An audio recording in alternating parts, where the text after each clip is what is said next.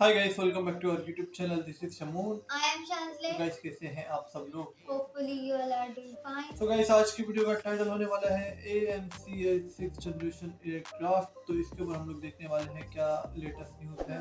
तो guys, video start करते हैं। वीडियो स्टार्ट करने से पहले चैनल को सब्सक्राइब नहीं किया तो सब्सक्राइब कर लेना और बेल आइकन के बटन को प्रेस कर लेना। वीडियो स्टार्ट करते हैं वीडियो।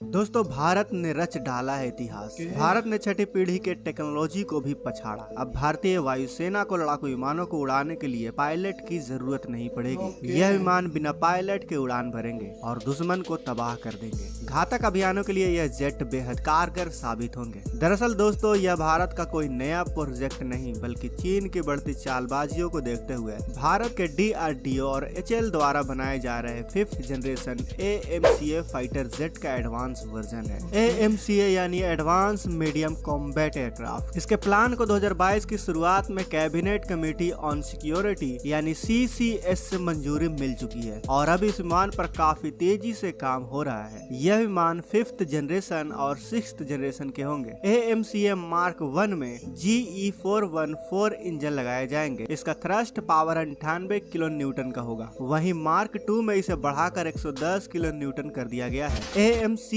को DRDO के ADA यानी एरोनॉटिकल डेवलपमेंट एजेंसी ने डिजाइन किया है। फिलहाल भारत का यह ब्रह्मास्त्र अभी डेवलपिंग फेज में है, जिसकी पहली उड़ान 2025 के आखिर तक अनुमानित की गई है और 2035 तक इन विमानों को भारतीय वायुसेना और भारतीय नौसेना में शामिल किया जाना है। 5th जनरेशन के इस लड़ाकू विमान को DRDO, HAL और इंडियन प्राइवेट कंपनी के सहयोग से बनाया जा रहा है। इसके साथ ही कई लोगों के मन में यह भी सवाल आ रहा होगा कि आखिर हथियारों में जनरेशन कैसे चुने जाते हैं यानी तय किए जाते हैं। समय के अनुसार बदलती तकनीक और प्रणाली के अनुसार किसी भी लड़ाकू विमान या हथियारों की श्रेणी तय की जाती है। 1970 से 80 के दशक के बाद जो लड़ाकू विमान बनाए गए उन्हें चौथी जनरेशन का कहा जाता है। साल 2000 के शुरुआत से जिन लड़ाकू विमानों को बनाया गया उन्हें 5वीं जनरेशन का कहा जाता है। वहीं चौथी जनरेशन के विमान में बदलाव कर तैयार किए गए विमान को 4.5 जनरेशन का कहा जाता है। ऐसा इसलिए होता है क्योंकि उसका डिजाइन तो चौथी जनरेशन का होता है, लेकिन तकनीक उसमें 5वीं जनरेशन की होती है।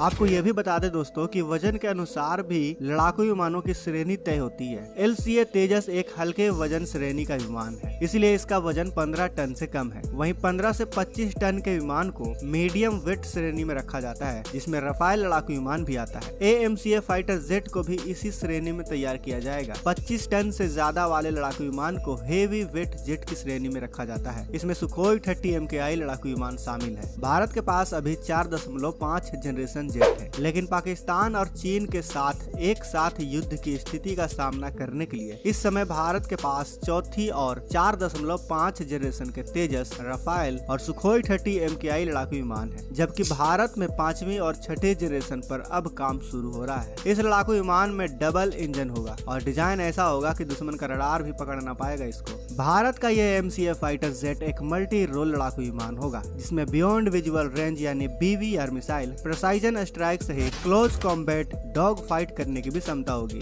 स्टेल्थ एयरफ्रेम के अलावा इसमें AES radar, net centering warfare, advance integrated sensor suite और सेंटर डेटा फ्यूजन भी लगा हुआ होगा। माना जा रहा है कि भारत का यह 5th जनरेशन का फाइटर जेट वर्ष 2025 तक बनकर तैयार हो जाएगा और साल 2035 तक वायुसेना की फाइटिंग स्क्वाड्रन का हिस्सा बन जाएगा। आपको बता दें कि अमेरिका के पास F-22 रैप्टर और F-35 lightning stealth fighter jet मौजूद है, तो वहीं रूस के पास सुखोई 57 है। वहीं चीन भी दावा करता है कि उसके पास J-20 स्टेल्थ फाइटर जेट है, लेकिन देश विदेश के रक्षा मामलों के जानकार J-20 यानी कि चेंगलू 20 में स्टेल्थ फीचर पर कई बार सवाल खड़े कर चुके हैं। आपको बता दें कि भारत में जो AMCA फाइटर जेट बनाया जा रहा है उसमें अस्त्रा MK1, MK2, MK3 और ब्रह्मोस 2 जैसी कई खतरनाक मिसाइलें लगाई जाएंगी। भारत ने इस लड़ाकू विमान के एक एक पार्ट को इस तरह से डिजाइन किया है कि यह फाइटर जेट अपनी ही पीढ़ी की बाकी के फाइटर जेट के मुकाबले सुपरसोनिक स्पीड में भी स्टेबल रह सकता है। पायलट के कॉकपिट को भी ज्यादा एलिवेशन में बनाया गया है ताकि लड़ाकू विमान को चला रहे पायलट की विजिबिलिटी किसी भी तरह से कम ना हो सके। लेकिन दोस्तों, AMCA की सबसे बड़ी खासियत इसका लॉ क्रॉस सेक्शन एरिया है। फिलहाल AMCA MK1 को बनाया जा रहा है जो 5th जनरेशन का जेट है, लेकिन आने वाले समय में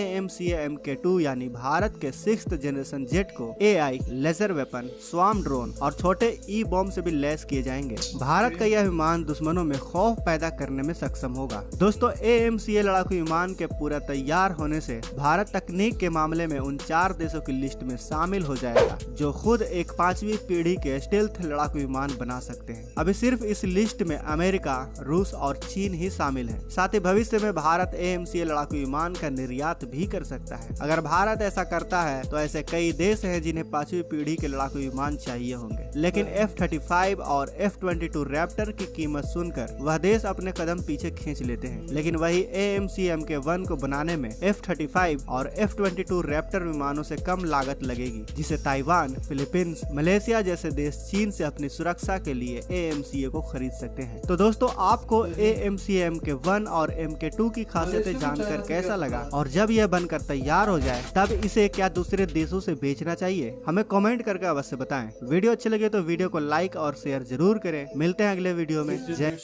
कि जो है अगर ये एयरक्राफ्ट अगर इंडिया में बन जाते हैं तो मतलब है कमाल ही हो जाएगा। जो फीचर्स इसके अंदर बताए हैं सारे, किसके पास ये एयरक्राफ्ट है, ये वाली टेक्नोलॉजी है सिर्फ अभी जो है चाइना, इंडिया चाइना, रशिया और जो है USA के पास है, और इंडिया चौथा ऐसा मुल्क बन जाएगा जिसके पास ये टेक्नोलॉजी आ जाएगी, एयरक्राफ्ट आ जाएंगे।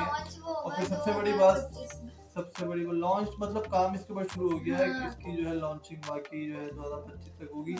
होपफुली 2025 तक हो जाए। 2025 कौन सा दूर है, 2-3 साल तो है 2025 में। अब समझ लो 22 का भी एंड ही है, तो 2025 कोई दूर नहीं है। अगर 2-3 साल में ये टेक्नोलॉजी इंडिया के पास आ जाती है तो बहुत बढ़िया है। पाकिस्तान की थ्रेटिंग है थोड़ी, बाकी या इंडिया की टेक्नोलॉजी बढ़ रही है भाई दिन ब दिन। और ये DRDO है ना, DRDO और ये इस टाइप की जितनी भी सारी जो है ऑर्गेनाइजेशंस हैं वो बड़े बेहतरीन तरीके से काम कर रही है इंडिया में, ये मानना पड़ेगा। और दूसरी बात ये कि मैं ये बोल रहा था मलेशिया और चाइना का भी कोई कॉन्फ्लिक्ट है क्या आपस में? जैसे उन्होंने बोला कि मलेशिया, ताइवान जैसे मुल्क जो है चाइना से जो है बचने के लिए ले सकते हैं। ताइवान का तो पता है, मलेशिया का नहीं पता। खैर देखते हो, काफी अच्छी वीडियो थी भाई, काफी इन्फॉर्मेटिव थी। आप लोगों को कैसी लगी जरूर बताना, हमारा रिएक्शन कैसा लगा वो भी बताना, और चैनल पे न्यू हो तो सब्सक्राइब कर दो, बेल आइकन के बटन को भी प्रेस कर देना। मिलते हैं नेक्स्ट वीडियो में, बाय बाय।